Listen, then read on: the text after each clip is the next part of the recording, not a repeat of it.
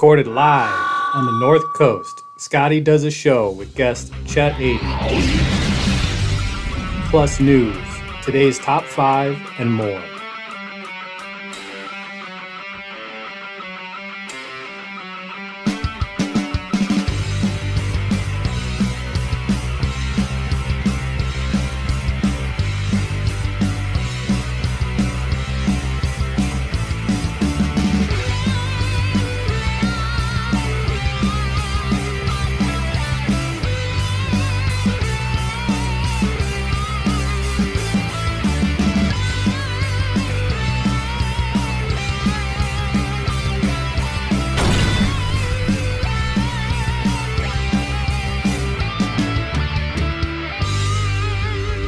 And now, the hiatus is off again. Scott Marion. All right, what's up, everybody? What's happening? What it is? What's going down? What's the word on the street? Welcome to the show. Here we keep our ears to the ground and our fingers on the pulse of what's happening in today's society. I'll be your coach for this training session. You may call me Coach. You may call me Scott. You may call me Coach Scott. No reason to call me Sensei or Sir, unless, of course, you owe me money. Mr. Marion, if you're nasty. All right, everybody. Once again, welcome back. I want to give a special shout out to Rich Seiler for coming on the show. Again, one of the, and you'll see this is the theme here with my guest, one of the beauties of not only social media, but also having this medium, this forum to be able to create, be able to tell stories, be able to meet people, is to be able to also network and grow. Again, Rich, a friend of Andrew Laura being on the show and the owner of his gallery there and doing running basically the art department there at Baldwin Wallace, his feedback and his well, quite frankly, his word is just very humbling and exciting. I really look forward to seeing what else he has going on over there at the gallery. It's very interesting when artists get together. Sometimes it can be a cluster. Sometimes it can really be magical. And one of the things I really liked about talking to him was he's a different style artist than me. He would talk about how he would pick up pieces of art and pieces of things that are garbage, more or less, and he would recreate it and manipulate it and make it into something beautiful. And my background is a little bit different. I'm a piece of paper and a pencil. I'm going to create a story for you, blank sheet, and we talked about that on the show. And the idea is I didn't realize how much there was of him in me, because I do that a lot, especially getting into the digital realm of kind of taking from this and manipulating that. So it was very cool and fun to hear that from him. And he also gleaned a lot from me on that same note as well, as the idea of just, hey, let's just create something out of thin air. It can be intimidating to a lot of people, and hearing him say that was very, again, humbling and fun. And getting feedback from a guy like that on some of my work was just awesome. So big shout out to him. Also, before I go any further, I don't know how this person feels about being out in certain things, so I'm just going to say there's a friend of the show who had a loss in his family recently, and I want to say my condolences to you.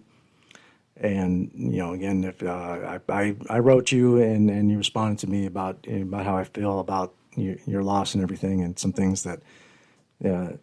What that person meant to me, and I want to thank you for that. But again, if there's anything that I can do, don't hesitate to reach out to me. So again, thoughts and prayers out to you.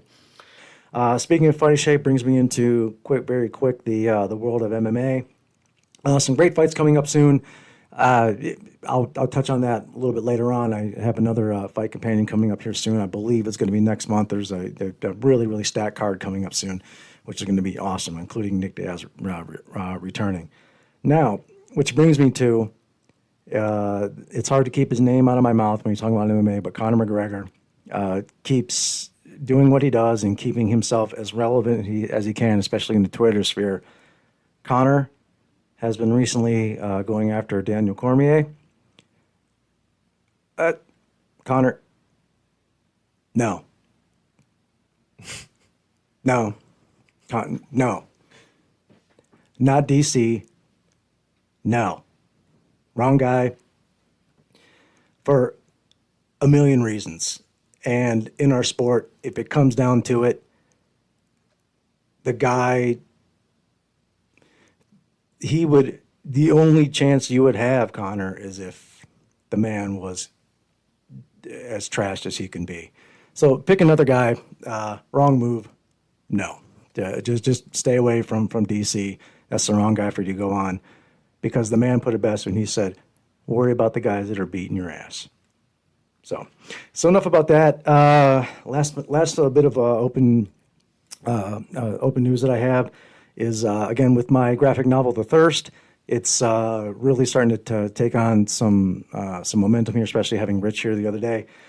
The casting group has been growing, and there's going to be some more people out there that I'm going to be reaching out to about possibly appearing in the book. Very fun for me. It's cool because I talked about it when Andrew was here on the show. The Reface app and some of these really cool applications that are out there that you can take somebody's face and put them into a video or a GIF or something. You can do it as a goof, but as an artist, what I can do is I can, again, give me that piece of paper and a pencil. I'll create a character. Case in point, if I wanted to have my guest Chet be on one of my characters, guess what? All I need is a shot of his face, and I can make him into whatever character I want. So what I'll do is I'll take that drawing and put their face on there, manipulate it, turn them into a digital character, and then redraw it by hand in my unique style. So it's going to be, it's cool because the digital realm gives me the ability to do that in a quick format, relatively quick format, compared to doing it all by hand. So I do skip a bit of a step, but it ends up looking so cool. And it's fun because, reaching out to people, hey, holy cow, you get to be a villain, or you get to be a hero, or you get to be, in this case, it's supernatural creatures, who knows? And I have one of my friends growing up, her name's Shelly, one of the sweetest, nicest people you ever meet. I'm looking at her to be one of the most sick and disgusting characters in the story. So it's fun to be able to do that. And she's getting a kick out of it too. And of course, Sierra, who was on the show, she's one of the main characters in the book. It's very fun for me to be able to do that. So that casting group is growing, and you guys have been awesome. Your feedback is great. You guys are all, if I do approach somebody or if somebody approaches me about being involved in that group, you get to be privileged to some up-to-the-date pictures and videos. You get a lot of the stuff actually as I'm creating it, so it's a lot of fun. So you guys are going to be involved with the process. Whereas the people out there that are going to be buying this damn thing don't get to be on that side of it. So it's a lot of fun. So again, very, very cool. The next step is almost done with all of the character designs and getting designed up for each book as far as outlining. And I'll be doing the cold open for book 1 here pretty soon, which is awesome. Other than that, there's again, when you having I guess the word I always use is privilege, or having this ability to reach a lot of people all at once is it's fun, it's exciting, it's humbling. Again, quite frankly, the biggest reason why I have this damn thing is for what I just covered. I got shit to sell. And I hate to be that blunt about it, but it's true. And this show is something else I'm wanting to sell as well. If somebody wants to be a part of it, somebody wants to sponsor it, I'm open for all of that. But in the end, what matters more than anything else, and I can't stress this, whether I'm training somebody for a fight, where I'm helping somebody work on a creative project, what matters the most is the quality. Is it good? And if it is, I don't give a damn how many followers you have. I don't care how many likes you have. I don't care about how many comments you have. I don't care about how many records you sold. I don't care how many downloads you have. I don't care about any of that. Because eventually, I hate to break it to you, we all go in the ground. And none of that shit's coming with you. But what is going to be left behind is the quality of the work that you do. And most importantly, the quality of who you are as a person. Make no mistake. And the two go hand in hand. It's rare. You'll get the art world is a little bit different, where you'll get some shit people, but create unbelievable works of art. And then you'll get some people that are absolutely amazing people, and their work is shit. Hate to say it, but it's true. Again, I always applaud somebody's effort, but if you're going to go on a real out-of-this-world creative level, you'll get that in the art world, you get that in the music world, you get that in entertainment, which is the exception. However, one thing that, when you do leave a quality mark behind, it's the thing that no matter what they say about you, no matter what they think about you, if your work is hanging up on the wall, or if your work is being replayed or retuned or whatever, then in the end you win. Make no mistake, having success is important, and I really hope that this is an avenue for me to be able to get some success for some of these projects, of course. But in the end, what matters the most to me is a good quality show and a good quality piece of work. And the privilege of having this show is being able to sometimes sit across from somebody that you've been in the fringe contact with in the world of the bullshit fake world. Although it's fun, it's a bullshit fake world. Just like if you have a buddy that wants to go to the strip club, have fun. You're not finding your wife there. You're not going to do it. You're not. You're not going to do it.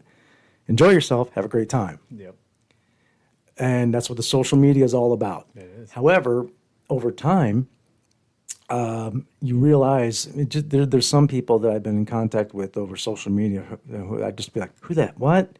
And they just drop off. And I'm sure I'm on many of those. As a guy who's, I don't know, a few thousand people in on social media, always have been, I'm sure I drop off all the time. I don't even give a damn. I don't care about the number anymore. Right. But although social media is great to quote unquote meet people, interact with people, and see from afar what they're all about, it's that the personal thumbprint of this guy. And my guest today is somebody that we have in common, a guy named Kyle Roberts, who was on the show. Yep. Kyle and I go back about as far as you can go. And when you talk about somebody who, when Kyle came in and he sat here and he talked about how, he's been working at a machine shop for a long time, and he's kind of at the guy looking at 50 soon, turning around saying, "Is this it?" You're not going to find a more honest, a more sincere, a more loyal guy than him. So if he puts his thumbprint on somebody, either way, it's he's one of those guys that's good enough for me. Yeah. If nothing, I don't need anything else other than that. Now, the fact that I can still be on the fringe with somebody and have a contact and have some type of interaction going back and forth, cool. I consider that like a bonus. Mm-hmm. And there's also been a few people that I've been invited to come on here, Andrew in particular, who came on here and he was trying to downplay the whole time, but he didn't think he'd be an interesting guest. That's bullshit. I always love meeting people. Joe Rogan is a guy that his name comes up on my show all the time. He was a guy that had cool people that he just hung out with, and they decided to record their conversations. Yeah. That led into him being able to meet people. So the beauty of social media is, in the push of a button. Right now, if I could push a button, I could talk to somebody in Russia. Mm-hmm. It's awesome. It's amazing. Yeah. But until you actually sit down and you really, here we are sitting here. We've been in touch with each other for probably about a decade. Yeah. But here we are, like staring at each other, looking at each other up and down, like we're the Terminator, trying to figure out, holy shit, this is what this guy looks like. So without further ado, my guest here this afternoon is a friend of, and I'm proud to say a friend as well, somebody that I've met through social media, somebody that has, one thing that we talked about here on the show is you either adventure or you don't. You either explore or you don't. And there's no right or wrong to that. Nope. It just depends on who you are. But I love talking to people that adventure and talking to people that explore. And you recently had one, and I'm excited to hear a little bit about it. So without further ado, I'll make sure I pronounced the last name correctly. CHET ADEN? You got it. All right. CHET ADEN, welcome to the show. Thanks, man. Yeah, you're welcome. Thanks. So we chatted a little bit before the show. Again, I like to do most of the kind of reunion or meeting on air. I wasn't sure if I knew it was through social media. I wasn't sure if it was through because you've had some experience doing music work. You've also had experience. Talk a little bit about some of the creative stuff that you've done. So music, I'm a musician. I played guitar since I picked it up when I was 9 years old, and that was kind of it, and started a band and played as many shows as I could. But along that, I'm also an artist, a pencil and paper guy, So I would sit down, draw. I remember my dad looking at me going, "You keep drawing nothing." Like, then you would open a door and go, "Draw that door open like that. Draw the doorknob." So I'd sit there and try to do that. That was lame. You know, I was like, man, this is Recreating not, something. yeah. Some people are like that. Like Yep.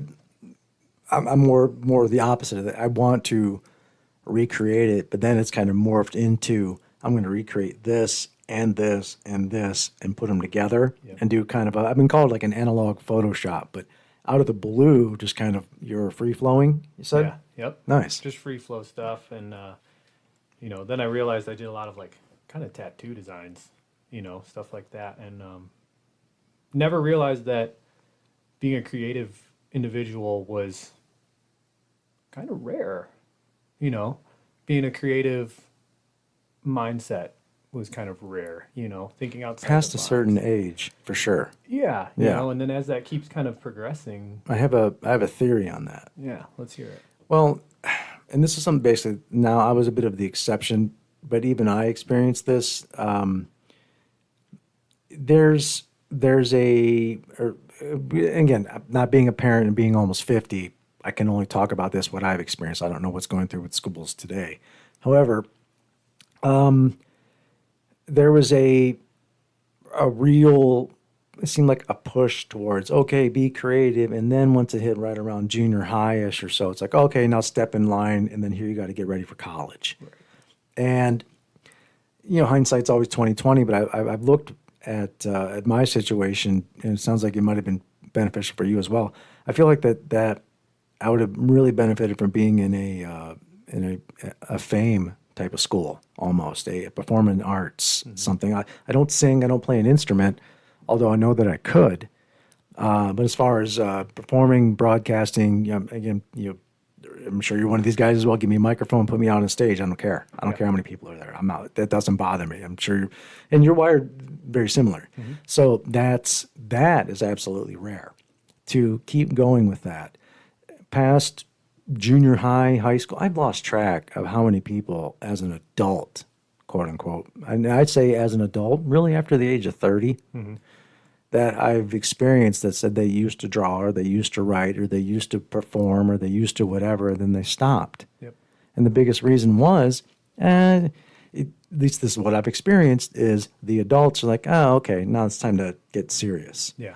Now, that being said, how many Jimi Hendrixes out there have been, kind of pushed away and are now pushing a broom somewhere, Right. or something else, whatever, that's fine. But then again, one thing I also experienced was at the Art Institute, there were a lot of quote unquote best artists from their own little farm town, their own little whatever. And again, although I'll always applaud the effort, there are some of these kids who just like I don't know if they should be making a living doing this, Right. So, but I don't want to shit on somebody's effort and somebody's especially creative yeah, output. it's hard to. Right. Yeah. So, but at the same point, what I never ever heard growing up, ever, was, hey, you got something there. Yep. You know what? Maybe if you channel it this way or do it this, it's just like, oh, okay, that's cute. What's your grade in algebra? It was that. And this is not to shit on somebody that's into math and into that. That's great. That's awesome. Make no mistake, math can absolutely be an art form. Absolutely, it can, and in ways that I'll never understand, and I don't want to understand. But this is different, and I feel like that there were a lot of kids that made it to the Art Institute basically because the check cleared. Yep. And I get that. That's cool to keep going as an effort. But I mean, and these are some people that I became friends with that are now doing something that have nothing to do with artwork, and their feedback is awesome to me now when they see some of the stuff that I'm working on that I talked about earlier. Their feedback is great because hell, I've got this third story book, graphic novel. I have the original somewhere in here. I think maybe out there. The original book of that role-playing game that we were in. I couldn't even legally buy a beer yet. I have the original dice and stuff in there from this. Yeah. So it's like these are characters and ideas and stories and things that I've been toying with for 25 years or so more. So some of these people that I went to art school with, they experienced that with me, and now to see me, making it come to something that they can reach out and touch and see is their feedback is great, and some of them do legitimately have some talent, but they're not really doing much with it. So it's a bit of a challenge. That's lack of ambition. A lot of times it is. Or, like we were saying before, before the mics got hot, support. Yep. If you don't have that at home, Yep.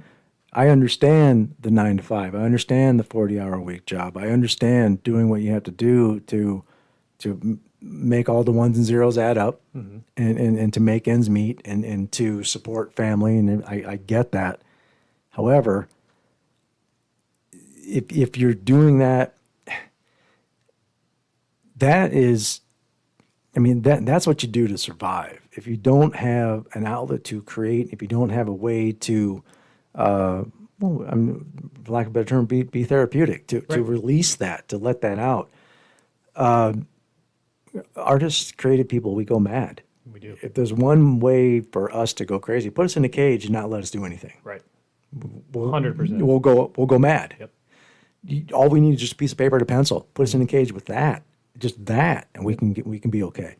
But then again, there are some people that, too many, in my opinion, that want to be told. They don't want to look outside. They don't want to think outside. They sure as hell don't want to create. Right. That's too scary for them. Failure. They're afraid to fail. Right. Which failing is one of the most important things that we can, as humans and creative people, can do, is fail and learn. Agreed. I'll use the fighting analogy. If you cruise through your whole career, knocking everybody out in the first minute, now you can be that good, or what if you went 30-0, and all those guys that you beat had losing records? Yeah. You go 30-0 and you haven't beat a guy with a losing record, or you haven't beat a guy with a winning record yet. If I'm 17 and 13, and every guy I have fought is not only over 500 but is a top 15 guy, then I'm going to beat you up in that fight. Yep. Or vice versa. So you're right. It's in the end, I feel like men get remembered by their triumphs, but I feel like they really get measured by their failures. And their ability to stand back up. Of course. 100%, man. Of course. There's a... you can fail and go, I'm not doing that again.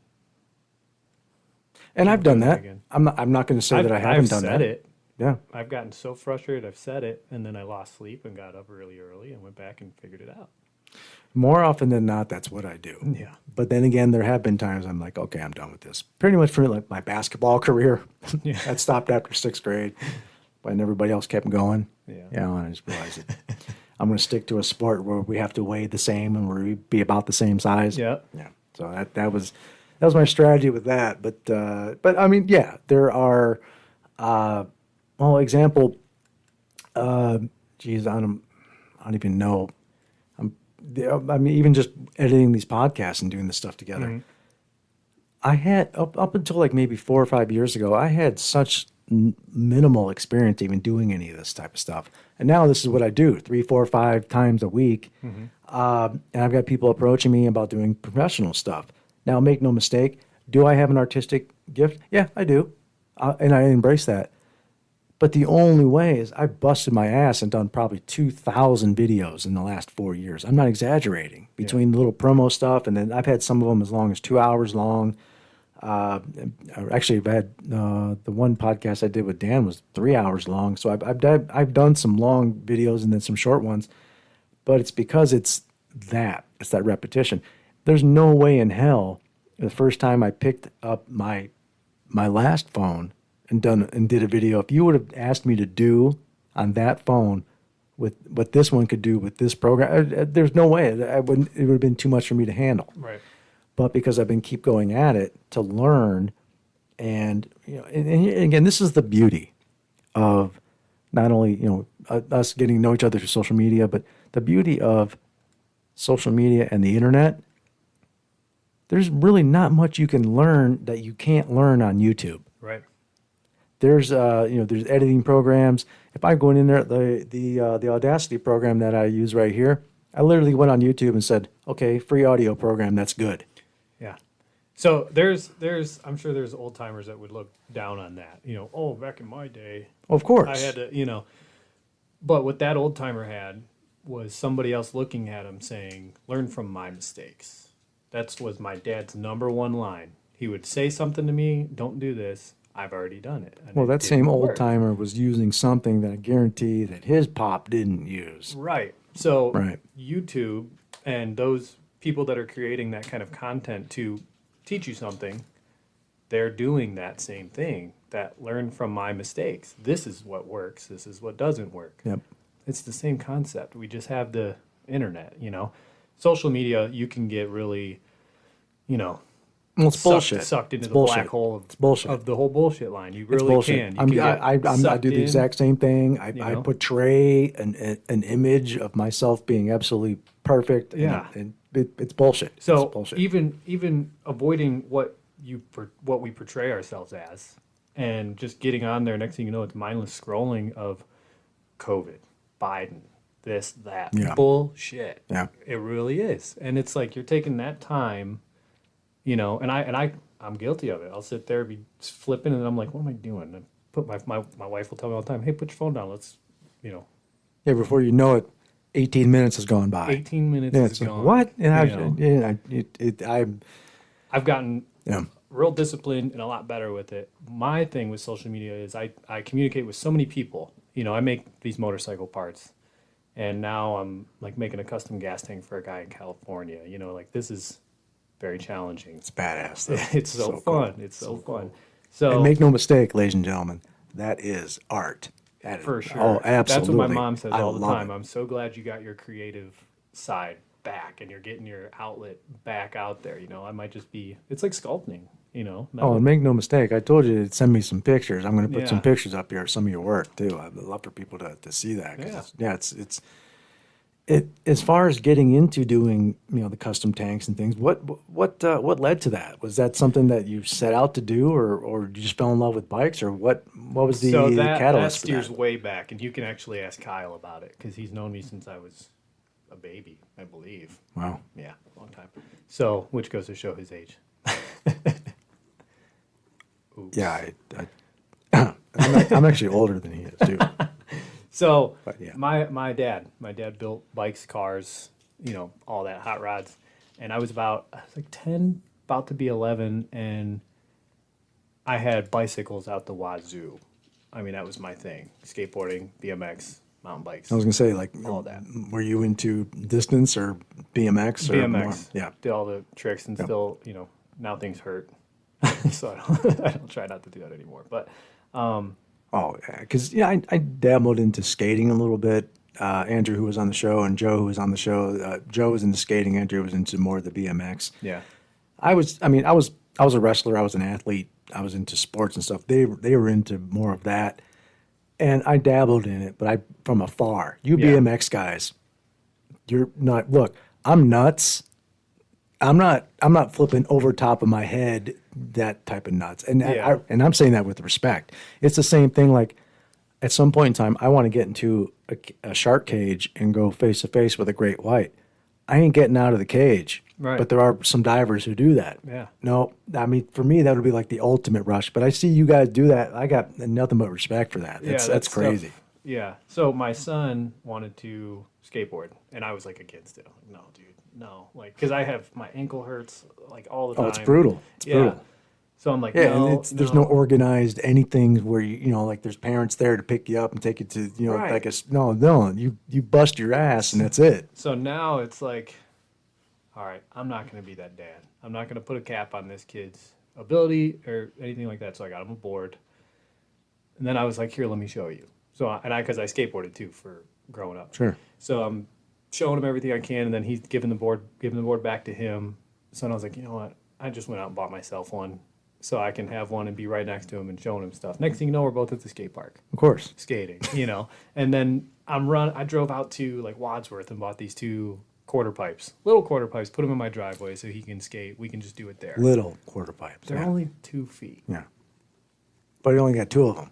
Yeah. Yeah. Well, Yeah. there you go. So Next thing you know, you're talking to a guy who has black walls, and so I get it. next thing you know, I'm wiping out on this thing and scared the crap out of him. I thought I broke my ass. I'm like, man, I am too old to be too old to be doing this, walking funny forever. So I've kind of slowed down a little bit on where I push myself with it, and I just keep teaching. It happens, and I hate to break it to you, it doesn't get any easier. No, I used to wipe out and get back up, and the next day just kind of shake it off and keep going. Now it takes a week and a half. It reminds me of the great line from the amazing 1990. They call it a film. I call it a documentary called Point Break, where Keanu Reeves says this is for little rubber people that don't even shave yet. Yeah.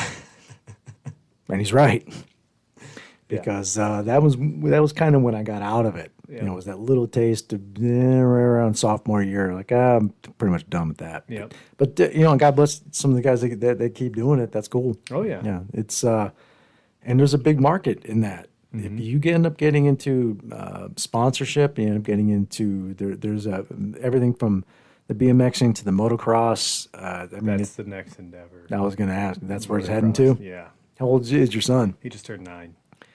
My youngest. Oh, My yeah. oldest is going to be 12. He's not into any of it at all, which No? is fine. He's a brain, and he's into computer stuff. I'm actually going to try to get into like a coding class, Oh, no kidding. Very cool. for video games and everything like that. He's really into that. Talk about a market. Holy cow. Yeah. And it's and that's the thing. Like when a video game gets created, it's just like when you talk about a film. It's not Spielberg in front and a camera and some actors. No, there are hundreds of people involved to Yep. create that. Yep. So when you start talking about video games, it's absolutely the same thing. And again, I'm an analog artist who's starting to dip his toe into the digital world, and I'm digging it. But the kids that grow up into that digital world and immerse themselves, but they go the 1 and 0 route, Yep. where an old man like me can come in with a creative idea on a piece of paper, and he can turn it into Yep. and or take this image or creation or make it move or make it whatever, or design a program that can do that. I don't understand that. Right. It's the same thing like the difference between an architect and an engineer, or not even an architect, a conceptual artist, and then an architect takes over. Okay, it's going to look like this. Now let's see how can we make this a reality. Right. So that's it's fun and exciting seeing that. So you don't have any problem at all with the older son not getting on the board or the bike. I am the opposite of a pushy dad. I am the That's good. opposite. I make suggestions like, hey, man, why don't you come out? I'm doing the brakes on Mom's car. He's like, no. No. I'm like, all right, no problem. Mhm. Sometimes my youngest is even like, no, but he's done brakes for a while, If I get pushy, what's that going to do to our relationship? Right. Well, and that's a theme that I've had here on the show. I've had some pretty amazing coaches sit across from me, and we always use the sports analogy for it. Which, look, if you came to me and if your parents brought you to me, forced you to me, and you didn't really necessarily like me, didn't really necessarily like the facility, didn't necessarily like the team, didn't like the logo, didn't like whatever, Right. but they forced you to come to me.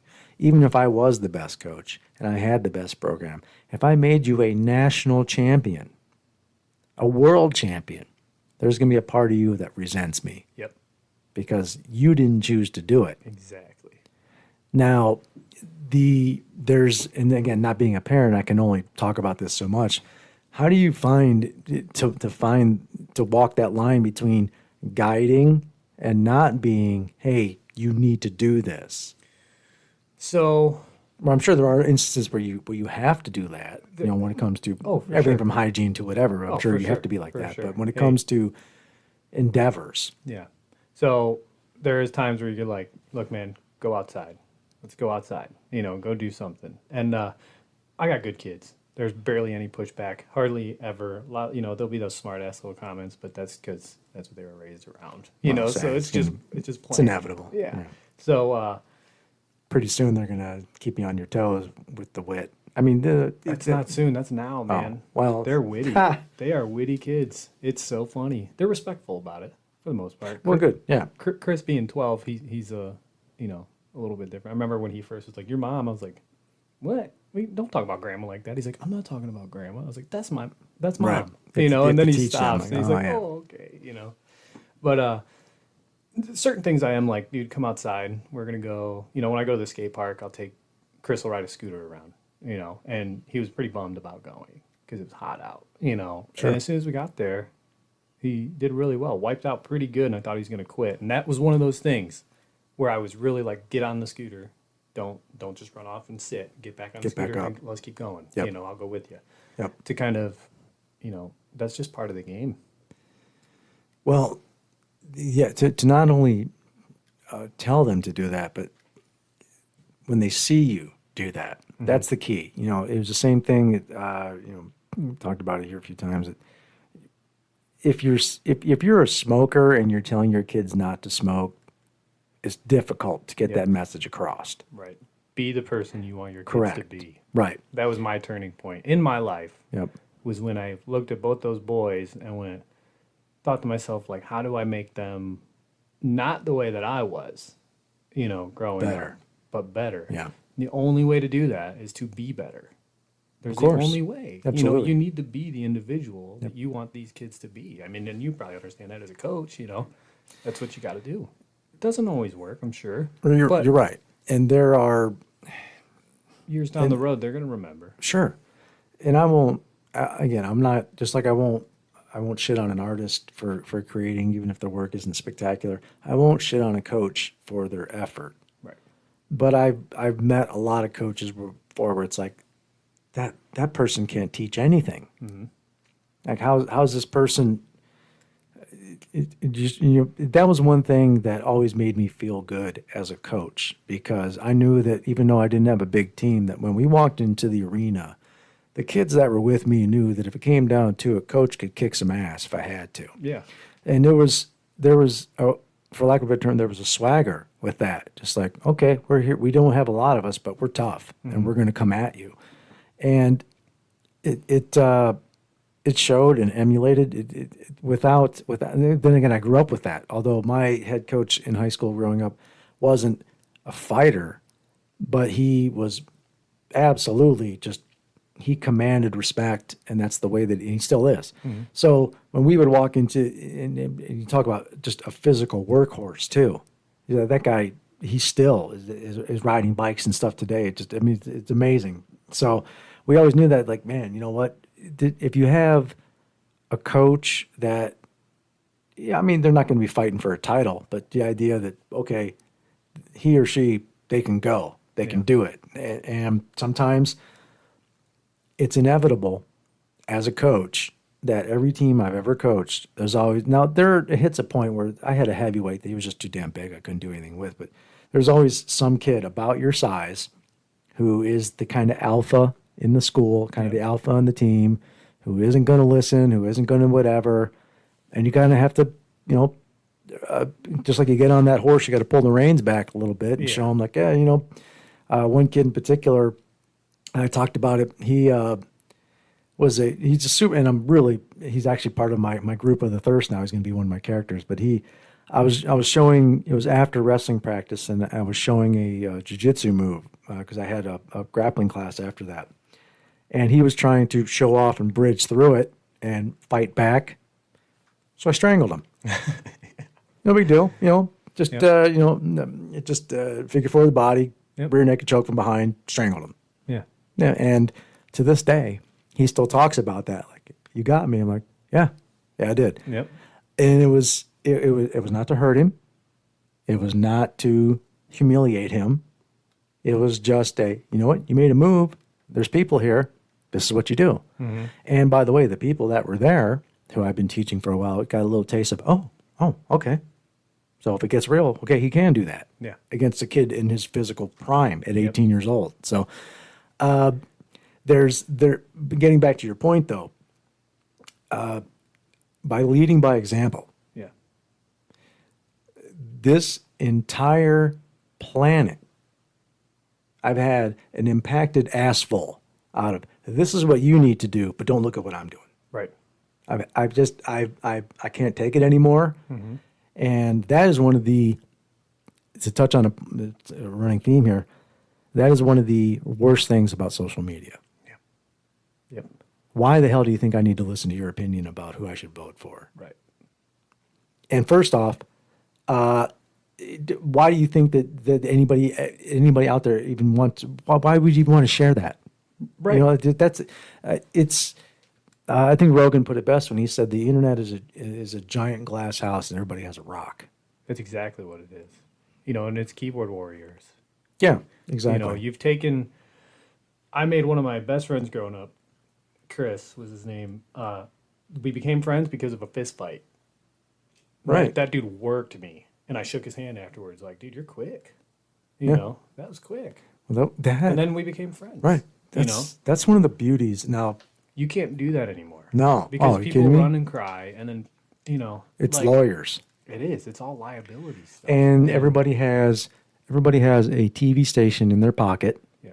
that and So they can prove everything. well, It's- and again, I don't want to get into a bit of a narrative here, but there were two cops that one was killed, and one's in the ICU over this past weekend, and the mother of one of the killers, they were two brothers that, and I don't want to give their names.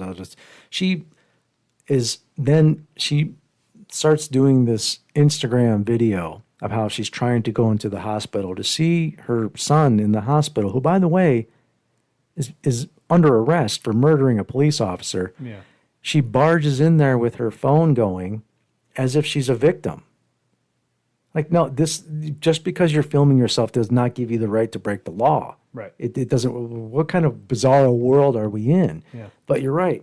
I've had, I don't know how many of my friends I've got into fistfights with growing up. Almost every one of them. Yeah. And I mean, I hate to admit that there's a lot of importance to that. Yeah. A ton. Well, It really is. you're right. You learn to respect one another as you get older.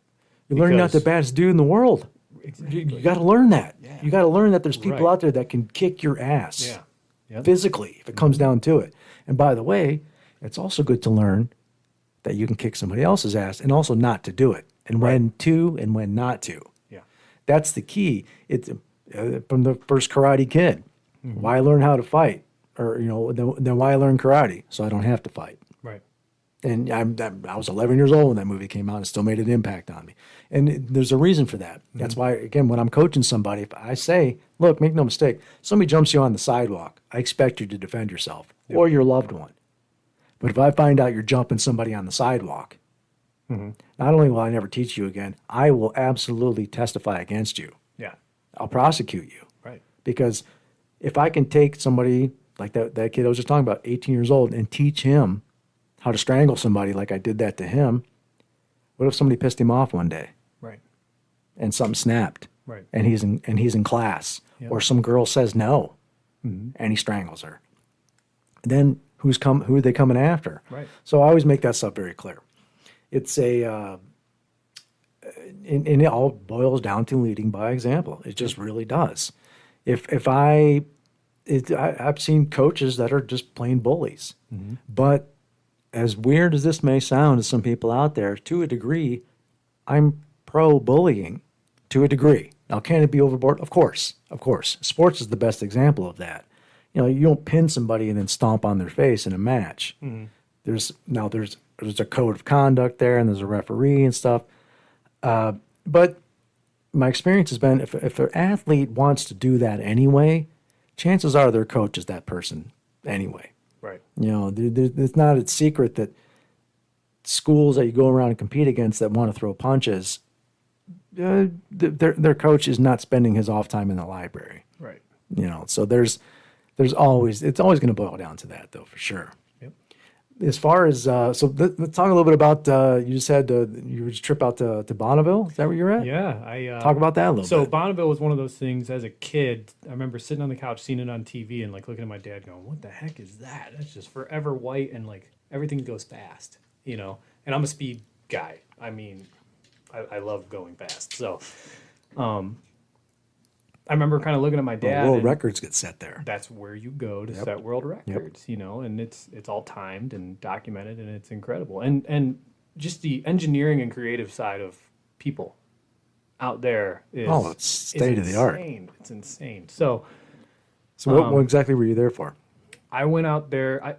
I plan to build a bike to run at Bonneville. No shit. You know, Wow. my ambition tends to be a little bit massive, and I just kind of roll with it. So I planned this whole time to build a bike to run at Bonneville. Thank you, sir. And Go big or go home. so I reached out to a company I use is Lowbrow Customs. They sell custom motorcycle parts for you to bolt on your bike and make it custom. And the owner's name's Tyler. Well, I used to work right next to their building. So not only was it convenient for me to run and grab parts, but I would see Tyler's van, the owner, drive in the morning around 9 o'clock. You know, so I'm like, man, next time I see that, I got to stop him because he runs there. He builds bikes and sets records. So I see him one day turning, and I run outside, and I like kind of put my hand up, and he stops and backs up, and he's like, "What's going on, man?" You know, and I introduced myself and asked him about Bonneville, and the passion just flew out of him about how this guy is really passionate about what he does. And we were out there for like 15 minutes.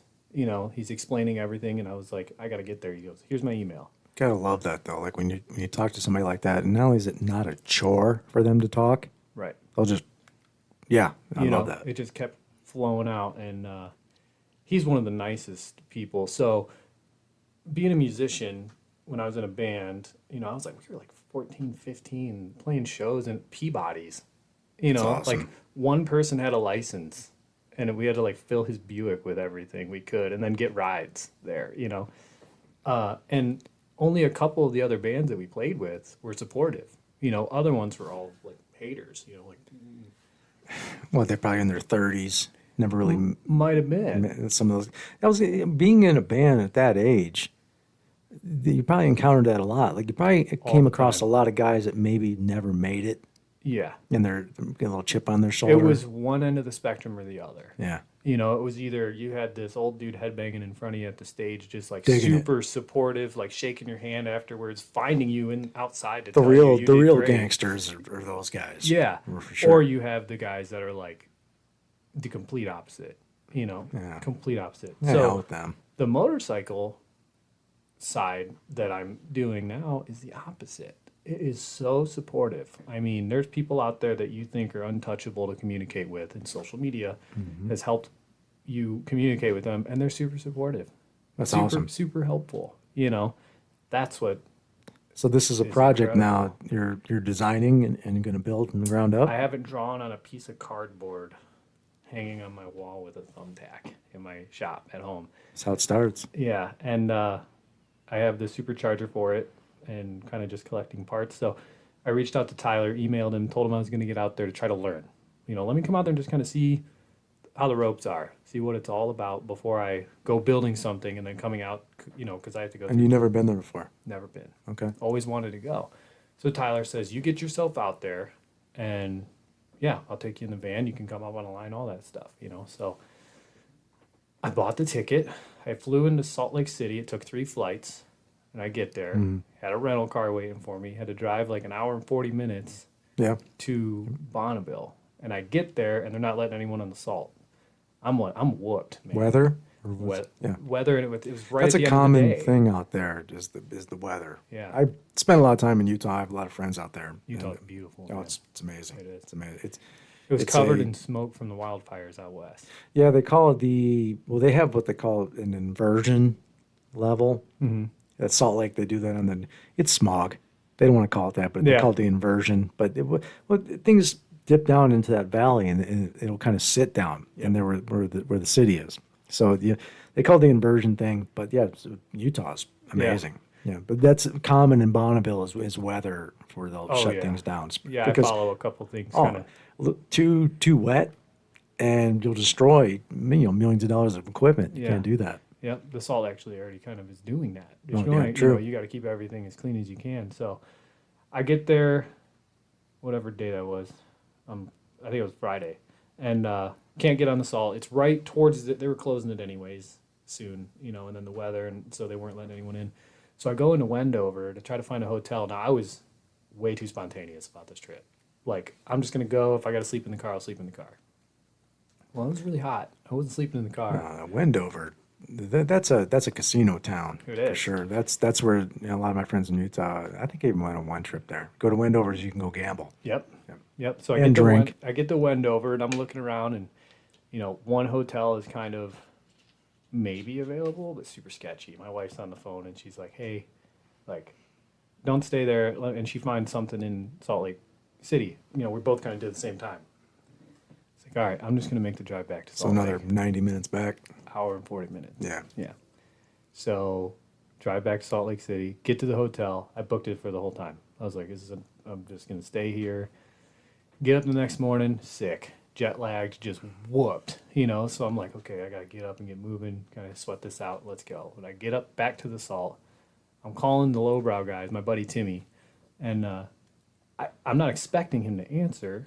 He's a hands-on fabricator guy like myself, and the bike that is running was designed by Tyler with this guy Dowie, an engineer, and built completely by Tim. And it's a twin-engine 1950 Triumph, 2 motors in this bike. And so I was probably on the Salt for maybe 2 hours, walking around the pits just in awe, fabricator awe, nerding out on all the incredible pieces of equipment that are there. And then Tim calls. About how many people were there?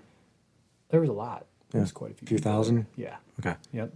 So it was a big event. it big, was. Okay. It's Speed Week. Yeah. Okay. Oh, Speed shit. Week's All a right. pretty big event. There was one guy there going for the 500-mile record, the Speed Demon. He only got 466. Only. Yeah. Yeah. So Amateur. so Timmy calls me. He says, "Hey, we're up on the line, getting ready to run. I think there were 7 vehicles back." So I get up there. Mind you, this is my second or third time actually like running into Tyler, the owner of Lowbrow. So I get there and I see Tyler get in his van, and I knock on the window and he looks at me and he puts the window on. And he's like, "What's up, man?" And I shake his hand. I'm like, "Hey, Chet." He's like, "Oh, I got some shirts for you. Lowbrow Crew shirts, had my name No kidding. printed on it." What? Just stand up people, man. Stand That's awesome. up guys, Yeah. And that goes back to the support thing that you discussed, whether it's your girlfriend or the people you surround yourself with. Oh, yeah, of course. So that right there, Tyler's already supporting. Yeah. See, you can't. That's legit, real. There, you'll get a lot of bullshit fake support. People. Yeah. I say it all the time. I even said it to athletes, like, look, if you're doing something that's a little different, out of the norm, or possibly considered, what word are we looking for? Uncomfortable for somebody else. Yeah. There'll be people that you encounter every day. Sometimes you wake up next to them. Sometimes you work with them. Sometimes you live across the street from them. Sometimes you ride the bus with them. Or sometimes again, they sell you your coffee. Yep. And every day they give you a big hug and a smile and tell you they want you to do well. And privately they don't. Yep. But when you come across somebody legit like that, there's a reason why that made an impact with you. Yeah. And it always will. Yep. Because now, in a few years' time, if you end up being that guy in that position and some young punk reaches out to you, Yep. Come on over, buddy. Then you have a chance to choose one Yeah. way or the other. Right. And chances are you're going to go that route. Why? How did this affect you? Right. So you want this Which young is punk- why right. one of the reasons why Tyler does that, because he did the same thing, reached out to people and everyone that was supportive, and he gets it. You know what I mean? Just everyone out there. It's not even just Tyler. I mean, other teams. There's my buddy Timmy was talking about how he walked up to Speed Demons, this multi-million-dollar engineered piece of equipment, and just leaned in it, and no one's like yelling at you to get out. Wow. It's just it's a magical place in general. You take all the cars away, and it's still cars and bikes. It's Yeah, you still feel like magical. it's a different planet. It really is. Yeah. It really is. The salt's cold Yeah. when you touch it. Yeah. It's and it's 98 degrees there.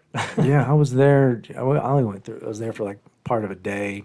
Went out. There was nothing really going on that particular day, but we couldn't get. It was. I had the same feeling there that when I went and saw the Badlands. Yeah. Which is just like, this feels like I'm on the moon. Yep. Very, real bizarre, amazing. I mean, that's the thing. Our planet. Here we are. I mean, we're right up here on Lake Erie, and we chatted a little bit before the show that growing up in the area here, I live 20 miles from this water, hardly spend any time on it. Yeah. I know a lot of people never even been out of the state of Ohio. So it's, I mean, and again, if that makes you happy, makes you satisfied, great. I'm not dogging on you for that. But again, I I would want to still explore. encourage those people to avoid comfort zones a little bit. Agreed. Get out of Agreed. there. How, Get out of your comfort how do you zone. grow? Get uncomfortable Yeah. and go. It's there. We have an incredible planet Yep. of just there, and there's a lot of it I haven't seen yet, and I want to, and I get to. But again, I don't know how many people that I know from the area here that they've never seen the Grand Canyon. Right. I only saw it from flying over it when I went to Vegas. That's one of my next things. Check I gotta that check out. Yeah. Or I know people that haven't seen Niagara Falls, Yep. haven't seen the Statue of Liberty. I haven't seen the Statue of Liberty, man. No, Nope. Oh man, they're And that's not that far. no. You can go. know? That's a weekend. Yeah. Yeah. I just took my family up to Niagara Falls for a weekend. That's fun. Yeah, it's pretty up My there. kids were like, "What?" I got their reaction. I recorded it. It's again the idea that as a guy who can give me a piece of paper and a pencil, I can draw that, or you can go Right. look at the damn thing, and it's going to Yeah. be every bit 1,000 times more magical. Right. So or I could say the same thing about just going down. Just go drive through Louisiana. Just go somewhere. Yeah, yeah, Go do something. yeah. Go Go explore. You're right. figure out a Friday night, get off work, find something for that weekend away that you've never done. Be nervous about it and go. Good, and don't know anybody. Right. Go. Yeah, yeah. You're My right. buddy Brian Hauk, he just took this day and he was like, I gotta get out of here. Bought a ticket in a hotel in Miami, went by himself. And in this day Just and took age, off. you're right. Well, Made good, friends. good. And the experiences that guy had just from getting out of his comfort zone and doing that, which he's someone I really admire because he's familiar that needs to happen. Yeah. You need to do that stuff.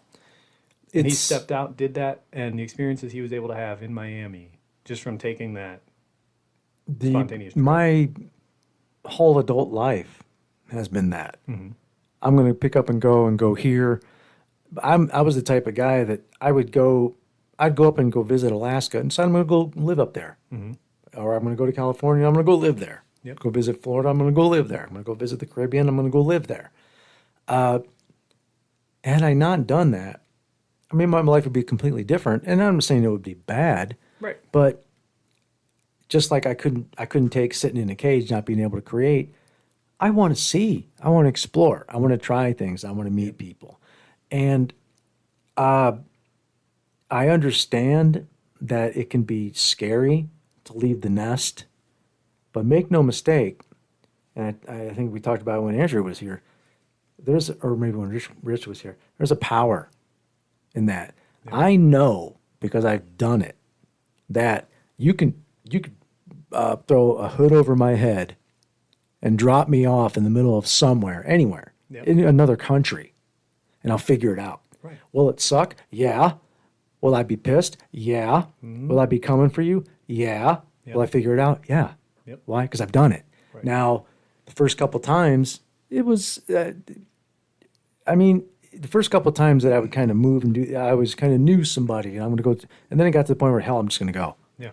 And I agree that it can be terrifying, but in this day and age, ladies and gentlemen, if you have one of these in your pocket, What are you afraid of? You can get anywhere. really, You can. right? As we're doing this show, I can sit here and go ahead and book myself an international flight as we're doing this show. Right here. Yeah. Yeah, right now. I could be doing it right now. And then guess what? When we're done, I could close the door, grab the keys, go to the airport, and never be heard from again. Right. I'm not saying I'm going to do that, Yeah. but I could. And maybe I have done that in the past. Yeah. There's, when you get to overcome that, when you're not afraid of that, it's similar, although a lesser degree, of like somebody that has a near death. Mm-hmm.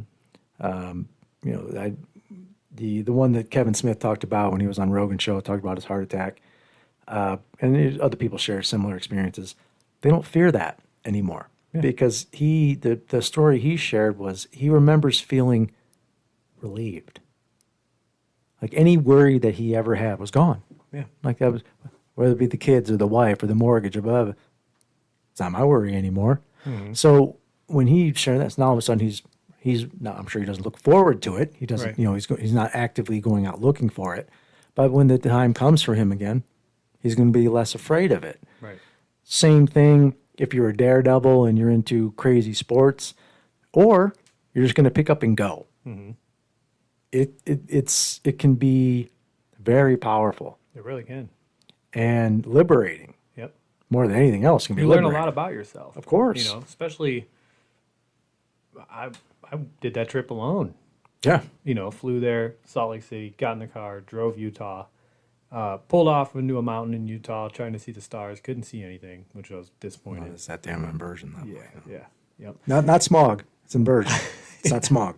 Yeah. Don't want to call it smog. So I get back to Bonneville Saturday and finally meet up with them, got the shirt, got the experience. I'm on the line now. You know, the bike's in the back of the truck. I'm familiar with the bike because I've been to Timmy's house numerous times, you know, looking at it. And see a couple things, get up to the line, and it was goosebumps. I mean, things slowed down.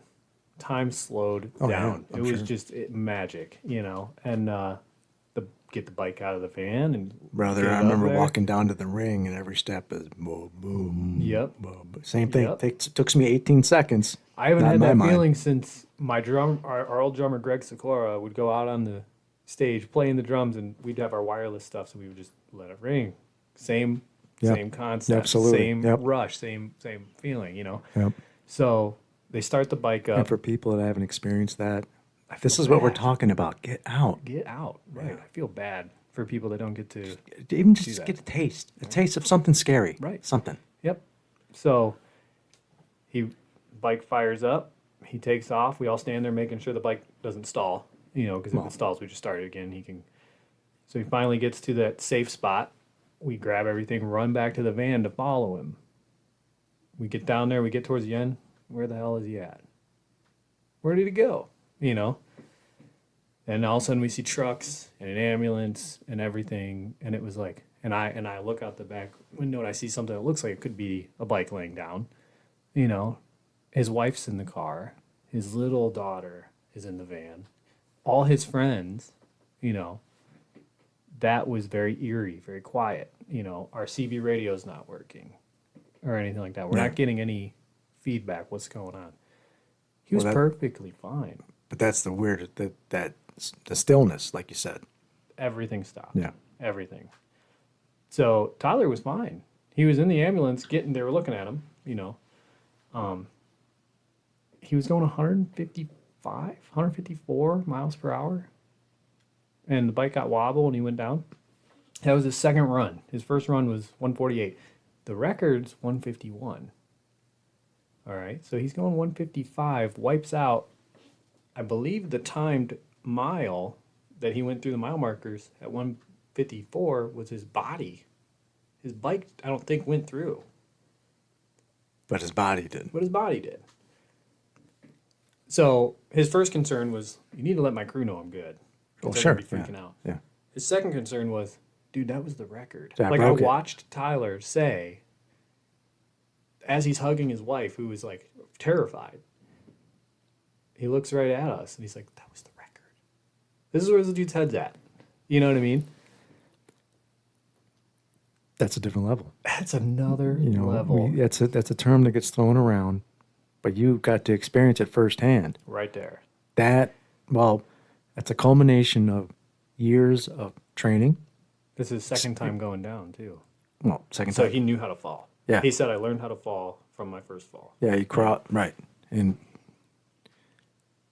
but there, to be that aware, like I beat it, I broke it.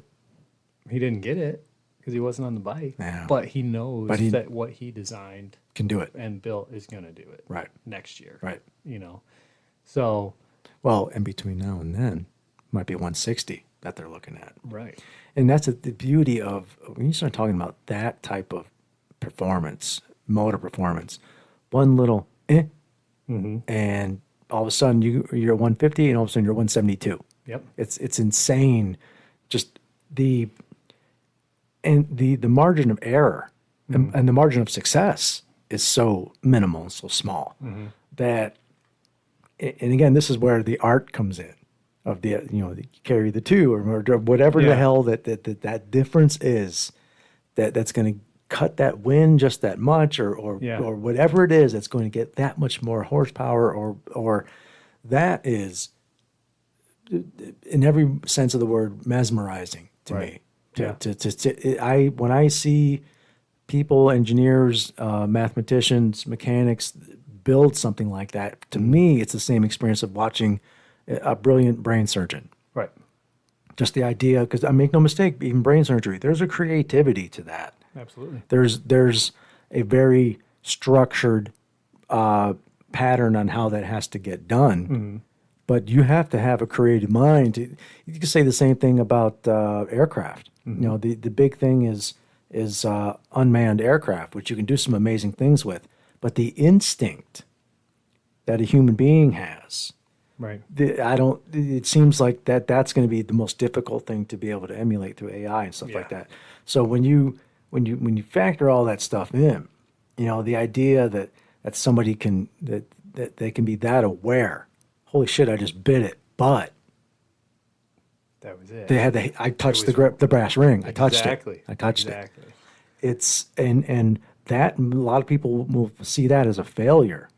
Like we're talking about that and sure, if you want to get into technical, sure, but was it? That was not a failure, because when he beats the record and smashes it by 15, 20 miles per hour, Yep. and the next guy has got 15 years to catch up to him, Yeah. that's when the true victory is. Exactly. And if you don't know what that's like, to literally fall and realize in a millisecond you got to cross your arms or you're going to die, Yep. and then a millisecond later realizing, ooh, my goal is right there. Right. It's that feeling. That shows you his Yeah. passion. Yeah. Yep. So get the bike picked up, get it back to the pit area, and my buddy Timmy's just working. And look, man, let me help you. Anything you need. And he's more like, stay out of my way. And I'm like, you got it. Then he's apologizing. He's like, hey, look, I'm sorry. I don't mean to be a jerk, but I'm like, Timmy, dude, you don't need to explain to me. Right. I get it, So Well, that's a pro. Tyler comes over. He's right after he wipes out, and he looks at Timmy, and he's like, hey, man, I'm sorry. Sorry for crashing the bike. And Timmy's like, this is the type of person Tyler is. And Timmy, all of them. And Timmy goes, you're apologizing to me? Because who knows what Timmy's thinking at that time? He just built this bike, and one of his best friends just wiped out on it. Was it something in the build? Like, what was it? Right. What just happened? So that was my Bonneville experience there. Stayed that day until it closed.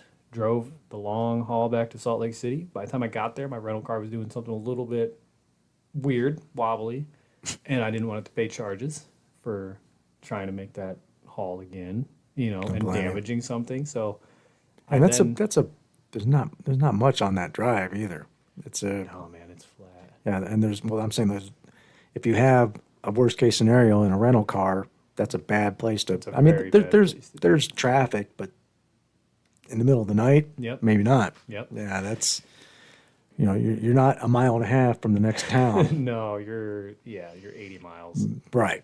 So I didn't end up going back to Bonneville after that. I kind of tried to find things in Salt Lake City to do, So talked to my sister a little bit, and I'm looking for art museums and things like that, and everything's closed. There's one place that was open, and it was like kind of like a, I don't know, black light and 3D thing. They have something in Columbus kind of like that. Downtown. Yeah, Salt downtown Lake? Salt Lake City. I haven't been there. I haven't been downtown in a little while, but there was a oh shoot, man, I wish I should have been.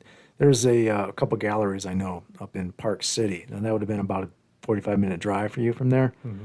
But the great Park City, that's where they have the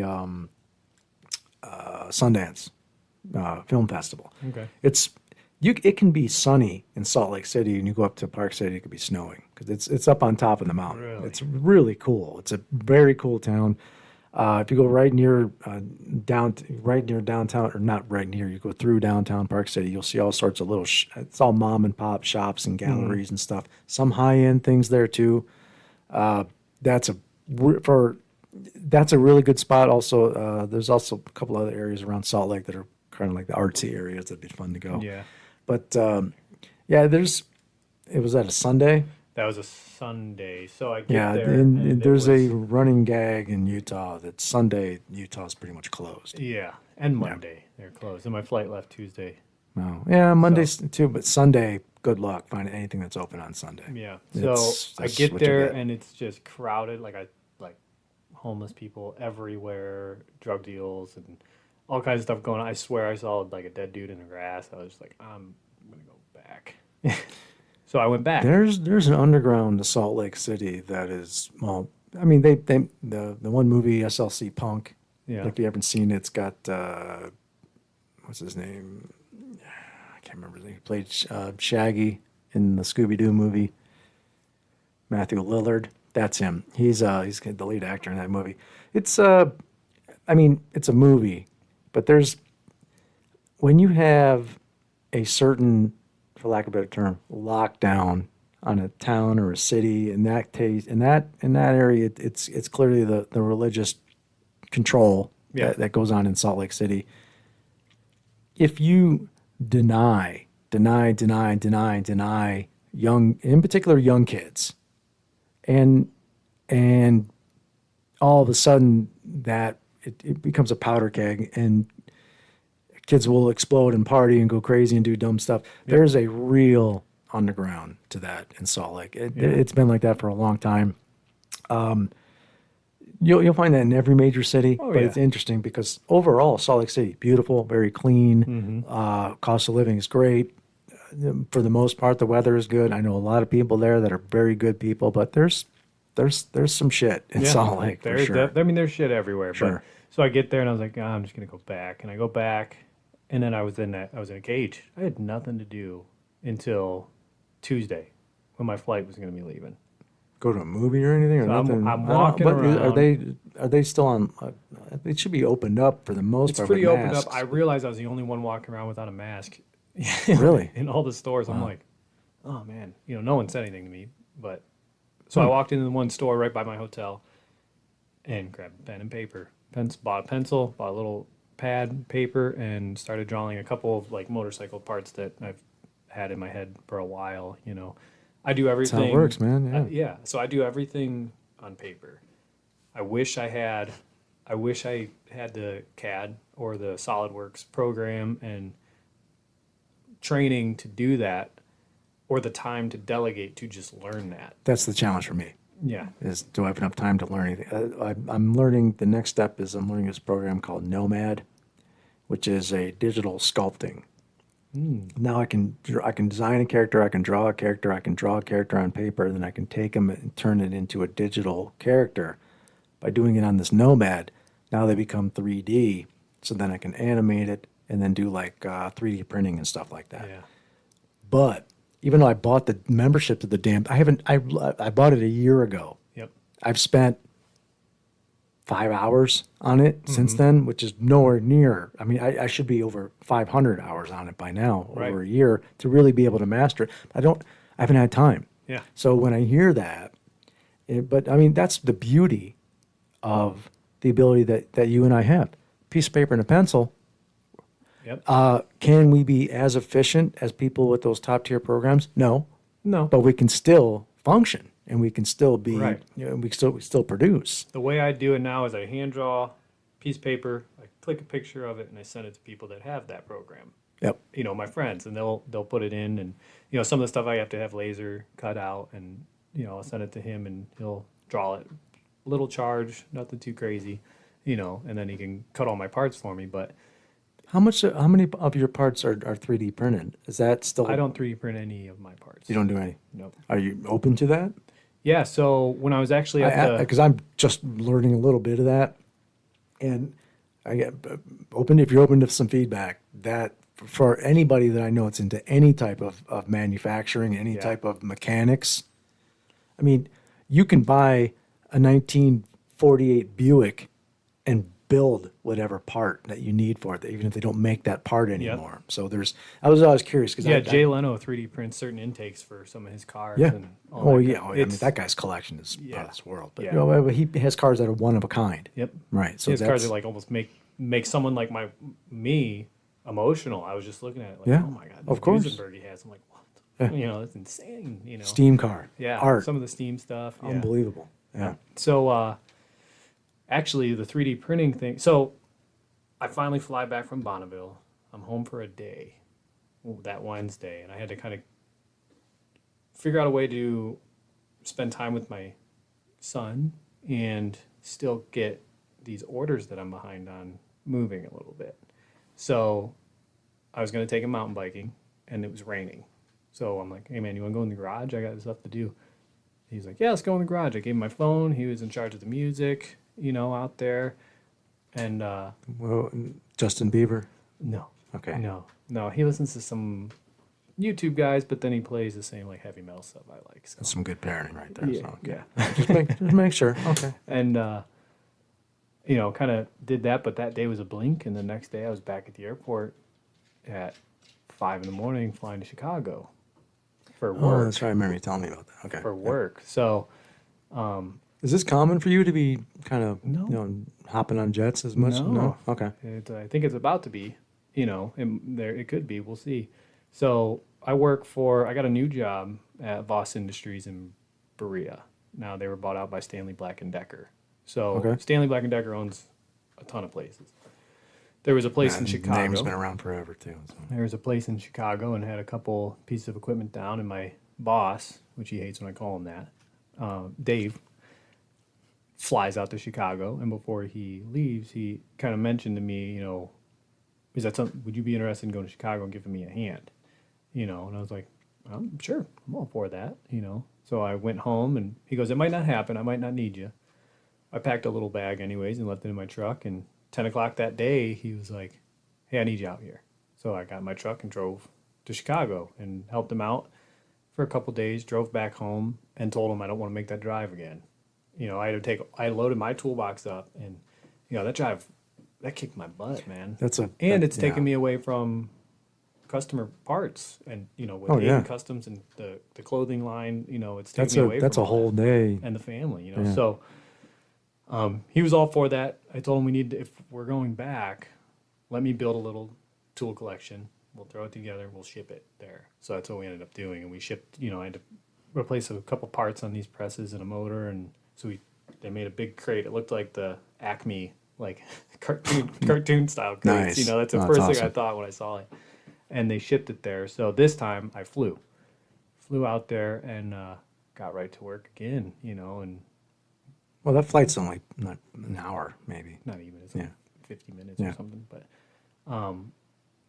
that's what pays for the bills. That's what pays the family, the cars, the house. Like that's where that money it's like you comes said, from. you have to have that. You have to. You have to. Yep. And then that's number one. Make sure bottom line's covered. Yep. Sure. So that's number one. That plant is in very good working order now. I don't think I'll have to be out there for a while, but we'll see. And came back home and that foam gas tank piece. A guy in California reached out to Lowbrow Customs and asked them. He said, "I want a custom gas tank." And Amanda's one of the customer service reps there, and she goes, "We don't make custom one-off parts, but." Gave him my number. You can reach out to him. So when he told me, I said, yeah, I'll get on that. Send me a couple pictures, and that's all I'm working with right now is pictures. No, not many dimensions, no numbers, it's pictures. I have quite a few motorcycle frames. And you can probably get pretty good at eyeballing it. And similar things, yeah. Sure. So I'm eyeballing this thing, making it out of foam, Pink Panther insulation that I glue together and then shape. And I'm going to send it to him. It's no different than using the blue foam.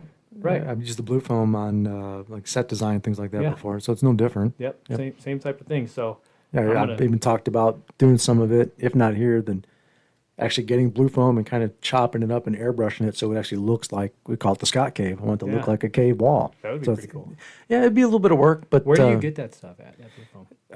You can just go on Amazon and just look up blue foam. I believe you just type in blue foam. I Yeah. think that's it. But the consistency is about the same. Okay. But I think the blue foam might come in different sizes. Mm-hmm. They may even be able to come in full cubes. I think. Don't quote me on that, but that's what obviously- I'm looking for. 'Cause Okay. my endeavor I'm trying to go down is I want people to be creative.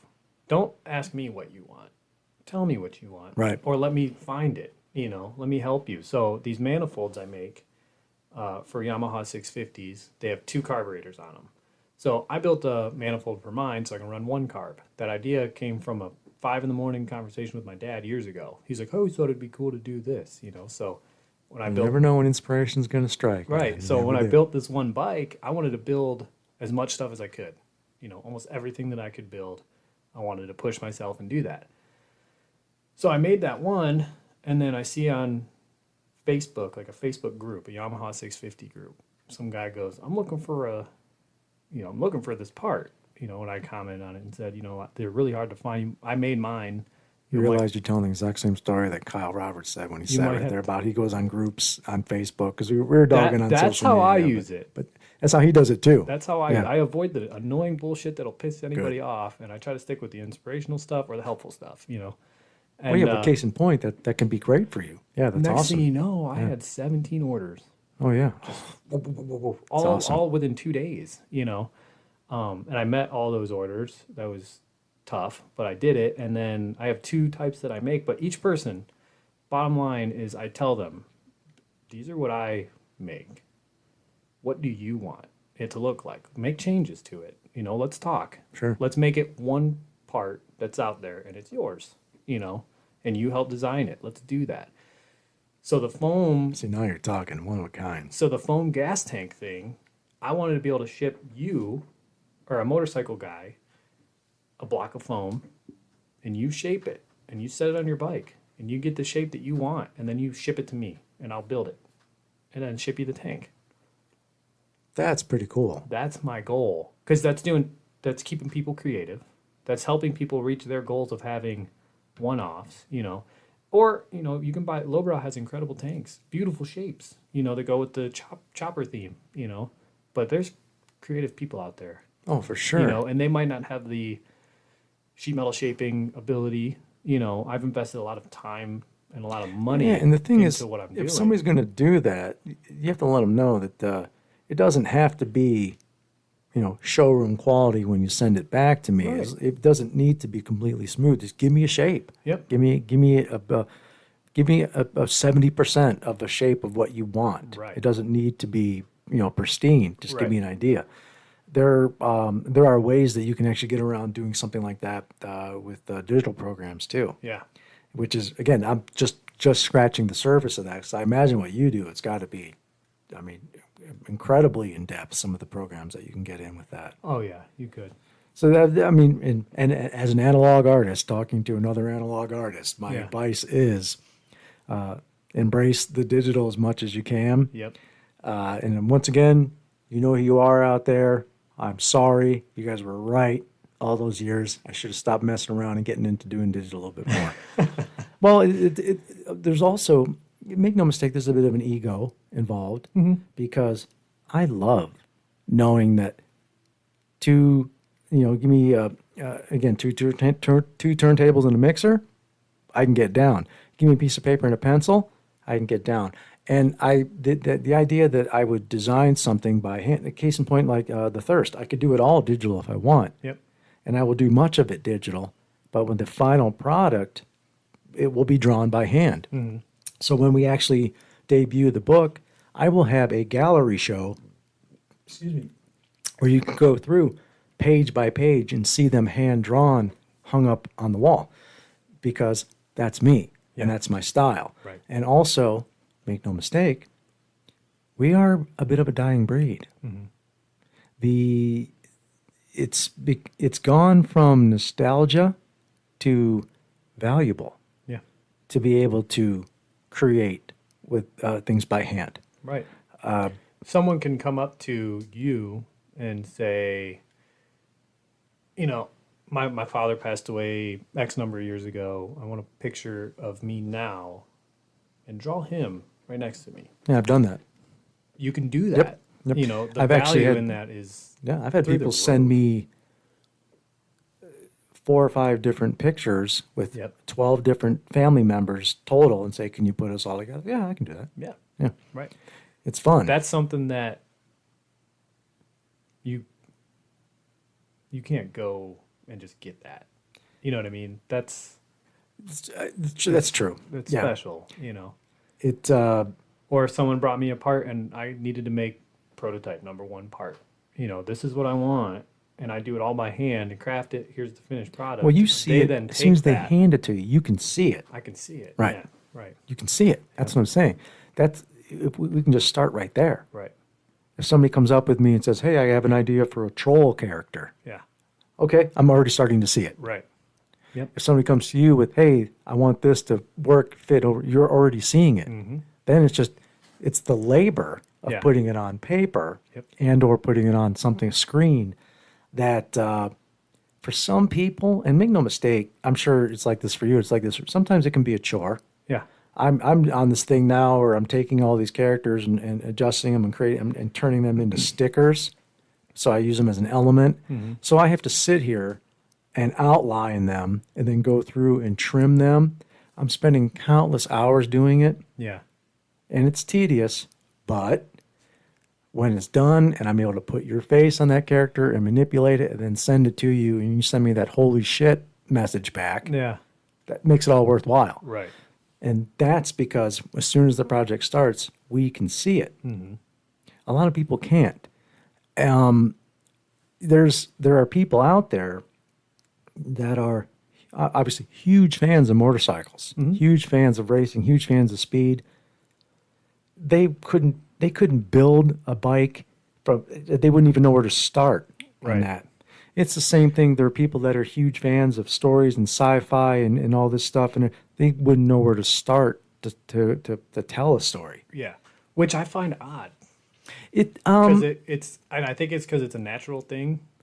I thought me- that for the longest time, but not anymore. And case in point, how many people do you know that are huge sports fans that are not athletic at all? Yeah. A lot. Most people I know that are huge sports fans aren't really. Matter of fact, I know people that are very, very athletic that don't really give a damn about sports. So I'm at that point now where people say, tell me I'm talented, or, my one buddy Brian's always like, is there anything you can't do? And I think I always tell other people, you can do it too. Right. You can. Right. I think that people can do it too. And they think, no, you're just gifted. I'm not gifted. You're blessed. I'm not blessed like that. That's a tough one for me because it's ambition, determination, and drive. Exactly. Now, And if make you no can mistake. hammer down through those and get all those on the same page, Sure. and get yourself on a path and just, like I tell people when they reach out to me for issues on their Yamahas, or something like that. Some of them they bought a part off me and I talk to them every day. Yeah. They're asking questions, fabrication stuff. And, some of them are very open to where they're like, I can't do it. And I respond back, make the first cut. Well, I it. want to be. You can do it. Here's my feeling on this, and I want to be completely clear. All human beings are not created equal. Okay. We're not. We're not. Here's what I mean by that. If somebody wanted me to guard LeBron James when he's coming down into the hole, what's going to happen? Yeah. Yeah. He's going to just walk over. What's going to happen? Yeah. But if LeBron sat across from me and you sat over there and we each had a piece of paper and a pencil and somebody said, okay, who can draw and make Chet look like Chet? I'm willing to bet I would humiliate him. Right. Now, we aren't made equal, but we can absolutely shine in our own way. Right.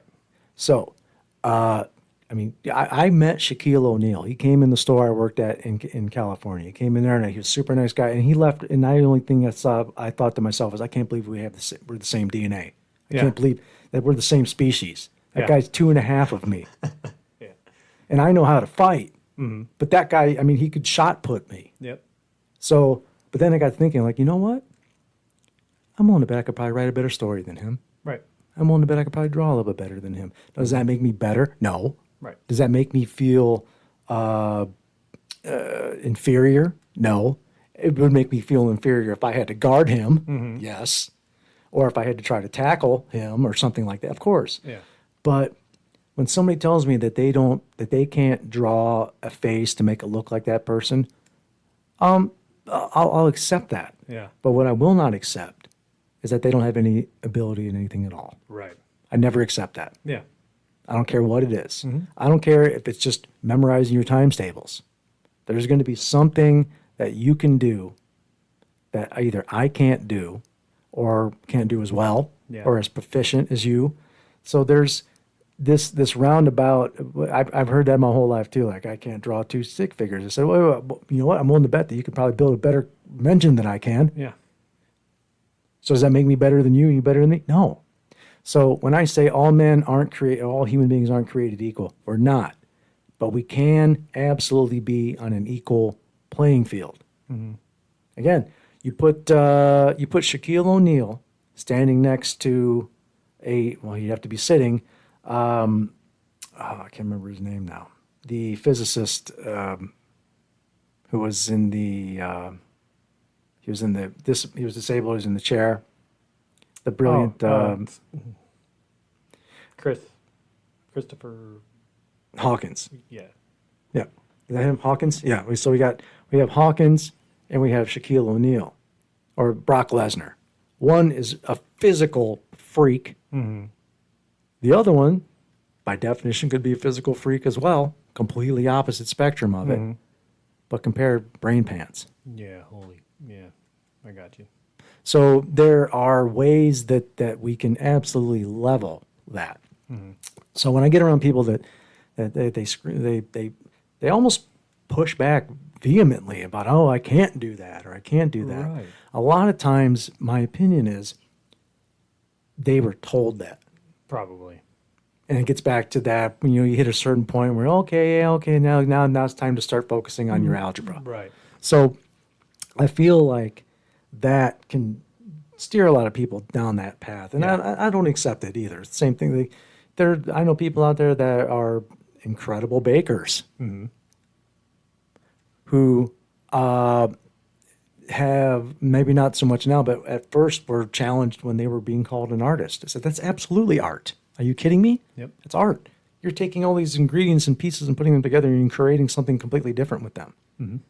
The difference is between your art and my art is your art perishes, but you also can't eat mine. Right. So again, it gets back to that. Is it equal? Is it better? Is it not? I don't know. Yeah. But it's absolutely, to me, when somebody tells me that they don't have a creative bone in their body, I don't believe that. Right. I don't know what it is. It's got to be something. So there's always going to be something to that. And in my opinion, to bring things full circle, because we've been at it for an hour and a half now,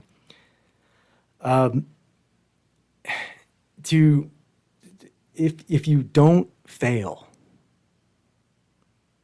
you're not going to know. Right. And if you don't try and don't get up and go do and go explore and go see and go create, then you're not going to fail. Right. Your successes are great. My successes are great. I love them. They're fun. But make no mistake, the reason why I love them is because of all the mistakes that I have made and continue to make. Right. So without that, if you don't do, you can't fail. And if you can't fail, then you're not going to appreciate what success is all about. Right. And again, it all boils back down to either you're going to go out and you're going to see and you're going to explore and you're going to do, or you're not. Right. And one last little note I put on that is, if you want to explore and you want to create and you want to do these things and you're not, then shame on you for shitting on people who are. Yep. Shame on you. And the flip side of that, when you meet great people that like you experienced out in Bonneville, and you meet great people that are passionate, that are dedicated, that are also, by the way, outward focused for other people. Very. That, regardless of the success that you have and the money that you have and the fame and this and all that, that gets back into that quality, gets back into that, being good person, good people, Yep. good leader. That is what matters more than anything else. Right. Right. And I can't think of a better note to go out on. Nope. Before we go, anything that you want to plug, anything that you want to talk about? I don't know if you have any websites, anything that you want, anything going on? I'm in the process of the website. I have a clothing line and the ADEN Customs fabrication stuff Okay. that I'm kind of working on. And I'm probably going to put them both on the same website. The clothing line's Chop It, and each item purchased, $5 of that goes to MotoGo, which is a company in Cleveland that is trying to bring back shop class. So my buddy Brian does it. They use motorcycles as a platform. They go into schools. Sometimes the schools come to them. That's awesome. And, they just teach tangible.